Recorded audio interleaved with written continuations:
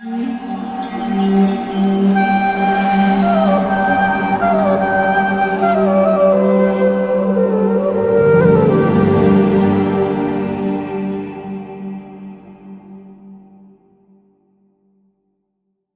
this is lesson 9, and what we're going to do in this lesson is we're briefly going to describe the steps that I teach in my full forgiveness course. It's a step-by-step process. What we've done here is we've given you some of the processes. We haven't gone through all the steps. This is like an overview, a short overview. And we also have the full course. So if you're interested in the full course, I highly recommend it. It's just amazing. But here we're going to briefly go over what we do in the full course. Step 1 is acknowledge that forgiveness is a choice. Acknowledge you can do something about it, because if you don't think you can do anything about it, why would you try to forgive? You will just be destined to hold on to resentment. So we acknowledge that we have the power to choose to forgive, that God has given us that power. Step 2, you confront and release your emotions, as we did in that exercise where we asked you to feel your emotions. You don't run away from them, you run into them, because if you run away from them and suppress them, you can't let them go. Emotion means energy in motion. So the way you move the energy out, the negative emotions, is by confronting the emotions. So you feel the emotion wherever it is in your body or in your world. You allow yourself to feel it and gradually work through it. You don't deny that it's there, but you fully experience it. You view the situation, the next step, you view the situation from your offender's perspective. In other words, you put yourself in their position and you try to understand why they did what they did. And you, as we said before, you think, if I were in their situation, could I have possibly done what they did? And if you know something about their life, how they were raised, how they think, their culture, that helps you empathize more with their actions, because people act differently in different cultures. In some cultures, people, they can't be straightforward. It's not part of the culture. So you might feel they were lying, but then when you understand the culture, you realize, no, in that culture, you always respect your elders. Even if they upset you, you don't tell them. You tell somebody else, but you don't tell them. Now you understand it's a difference in culture. It's a difference in conditioning. Maybe they were mistreated growing up, and that's why they mistreated you. It's just generational. It's coming down. It's handed to them. It's not even conscious. It's been programmed in them subconsciously. Next step, understand that your offender was not trying to hurt you. A lot of times we think people are out to hurt us, or this person was out to hurt us. As we said before, people who are hurt themselves hurt other people. So often a person hurting you is just somebody who's hurting themselves. And people who hurt other people. Those are the people who are not hurting generally don't hurt other people. So if you understand they're hurting, and you understand they're not out to hurt you, it's just you got in the way, and so you got hurt. They didn't wake up one morning and think, I'm out here to hurt you. That wasn't their idea. So it's important to understand that, because so often in the forgiveness process, we feel this person is out to get us. They're really against us, and they're not. Understand that your offender was not trying to hurt you. He didn't wake up that morning thinking, I'm going to hurt you. The reality is that people who are suffering themselves, they're the ones who hurt others. Sometimes hurt is generational. Probably you're aware that child abusers, most of them were abused themselves, and it just is handed down. Sometimes resentment is handed down through the generations. This ethnic group doesn't like this other ethnic group. And then we become socially conditioned by that. So it's not that actually I hate you, I've just been conditioned to hate you. I was brought up to believe that you're bad. Sometimes resentment is generational. You're raised in a family or a religion that doesn't like a certain ethnic group, and that's programmed into you. And you have resentment for people you've never even met. It's not that those people don't like you personally. It's just they inherited resentment. So it's not always that people who hurt you are out to hurt you. They're just programmed, or they're hurting people themselves, and people who are hurting will hurt other people. And some people hurt you and they don't even know they're hurting you. It's just what they do. It's just, that's what people do, right? People hurt people. That's the way life is. And a lot of people who hurt us don't know they're hurting us. They have no idea. And if you go to them and say, I forgive you, they'll say, for what? Which is sometimes it's not a good idea to tell someone, I forgive you for what you've done, because they may think they haven't done anything, and now it's going to create a worse situation. Now you're going to have to ask forgiveness for telling them I forgive you, if you understand what I mean. So it's just the way the world is. Hurt people, and we've all been hurt, and it just happens. The next step is identify beliefs that you may have that are causing you not to forgive. Like, we all have beliefs. We have many beliefs. Beliefs that we don't even know we have. Like when they apologize, then I can forgive. That's a belief. Or it's a family member. They shouldn't have done it. I can't forgive them. Or when they're punished, I can forgive them. When they finally go to jail, then I can forgive them. When they come and bow down and kiss my feet, then I can forgive them.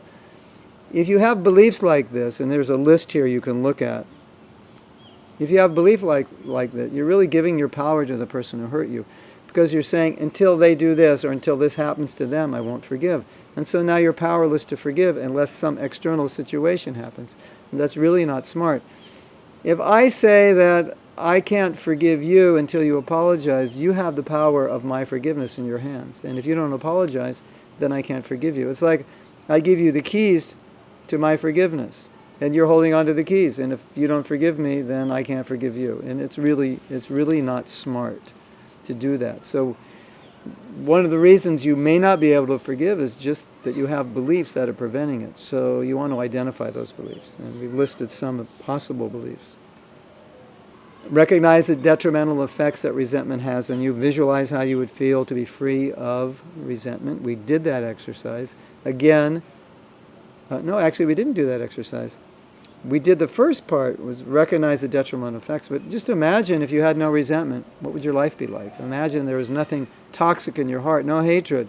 What would your life be like? It would be amazing, wouldn't it? Just imagine it. Just visualize what it would be like to be completely free of any vengeance, any resentment, any hatred, any envy, anything negative towards anyone. That would be amazing. It would be an amazing world if we all felt that way.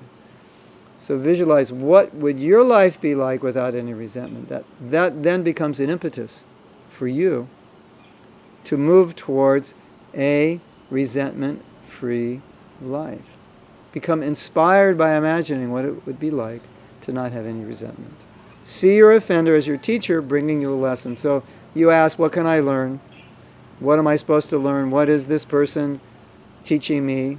My spiritual master said, people are just messengers of our karma. It's not really their fault. He said, you don't blame a postman for bringing bills. He's just the messenger of the company. And so people are messengers of our karma. Don't become angry with the messenger. So what's the message? What am I supposed to learn? Very important lesson. We're blaming the teacher. This person's actually teaching us something, and if we can see and understand that, then we can gain so much. But if we blame them, then we don't get the message, so we don't grow. Empathize with the trials, difficulties, and sorrows in your offender's life. Try to put yourself in their shoes. We discussed this. What were they going through? What motivated them to do it? And empathize with their struggles and trials and tribulations, and that starts to neutralize the vengeance within you, because it's more human. Everybody's trying to be happy, and everybody does the best they can. And a lot of times the best people can do isn't good enough. So if you empathize with them, then you see, okay, they were probably just trying to deal with life, doing the best they could, and the best they could ended up hurting me. And empathizing that way is tremendously powerful in helping you overcome your forgiveness, your resentment. Connect with a higher self within you that is more compassionate. Compassion is the antitoxin of the soul. Where there is compassion, even the most poisonous impulses remain relatively harmless. We are spiritual beings. We have a divine nature. We also have physical bodies. We have the animal, instinctual nature. And we're constantly going back and forth between them, between acting instinctually and acting spiritually, between reflecting our divine nature, which comes from God, and reflecting our lower nature. So when we act from a higher nature, like the story with the yogi and the scorpion, when we act from our higher nature, that is a reflection of our divine qualities. And they're there, they're within us. We have to connect with them. And we act from a lower nature, we're connecting with that lower self, what we described in another lesson as the gunas, or the modes of nature. And those modes are pulling us. Have you ever felt just pulled to do something, and you really felt you couldn't control yourself? That's that instinctual lower nature. So there's this battle going on. The battle of good and evil, it's going on within us all the time. And we have choices. We can go up or down by our choices. But the pulling is there. And we want to learn how to connect with our higher nature. And as we connect with a more compassionate nature, it's very easy to be forgiving when you're on that level of consciousness. But when you're on that lower level, it's really hard. Because as we said, when you're on the lower level, you don't feel like forgiving. You don't understand why you should forgive. You don't think they deserve forgiveness.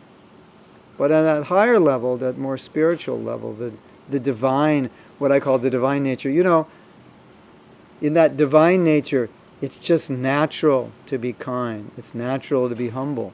It's natural to be generous. You know how we say, it's just somebody does something, it's just human nature. That's what humans do.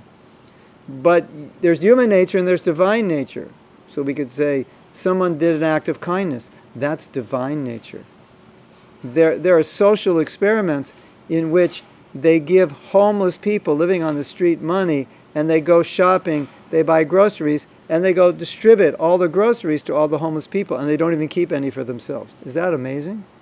And these homeless people were interviewed, and they said, we gave you this money, we wanted to see what you would do, and we followed you all around, and we saw that you gave all the food away that you bought and you didn't eat. And they asked them, have you eaten today? And they said, no, I haven't. And they said, why did you do that? And they said, the other people were hungry. Is that amazing? Is that amazing? That's a reflection of the divine nature. That's within all of us.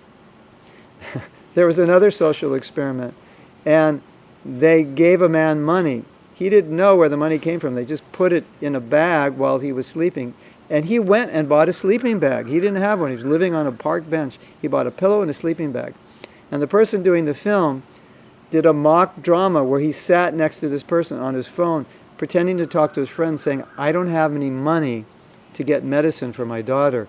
And the man overhears him, and they have a conversation. So the homeless man overhears him, and the person doing the film is saying, I don't know what to do. I don't have money. My child's really sick. And the man says, wait a second, just stay here. And he goes back and returns his sleeping bag and pillows to the store, gets the money back, and gives it to that person. Can you believe it? And he's saying, why did you do this? He said, your daughter needs this more than I do. He said, how will you sleep? He said, I'll manage. That's a reflection of our higher nature, our divine nature. And you see what's going on in the world, human nature. The worst and darkest parts of human beings sometimes come out, and it just appalls us. That's the human nature, but we have the divine nature. So when we act in divine nature, very easy to forgive. When we act in human nature, very difficult to forgive. Appreciate the good in your offender. That's the next step in the process. We had discussed this. This is kind of a review of everything we're learning. Appreciate. Why appreciate? Because appreciation changes the heart. It's amazing when you appreciate someone who for years you felt is your enemy, or someone you hated for years. You just felt this person is a horrible person, an abuser, whatever, and you find something good about them. You see something divine in them. You see the things that you never saw before. It is so transforming. It's so amazing how transforming that is. It is so amazing how powerful appreciation is. It's such an uplifting emotion. And we all need to do more appreciation. Actually, I work in organizations and companies, and we do exercises where everyone goes around and just appreciates everyone else. And the whole room completely shifts. The energy shifts. Everybody becomes so happy, so inspired, and so enlivened. And a lot of the toxic relationships that are going on in the organization, they all dissolve just through appreciation. It's amazing to watch it. Sometimes people are crying. Sometimes people are hugging. Sometimes people are resolving issues that they've had for years just by appreciation. It's amazing. It works. It's powerful. So we want to reflect on what we've just learned. Go through these steps. You have the slides you can look at. Go through the steps and reflect on these and write down your realizations. Reflect on how you can apply the steps, then apply the steps, and about your realizations.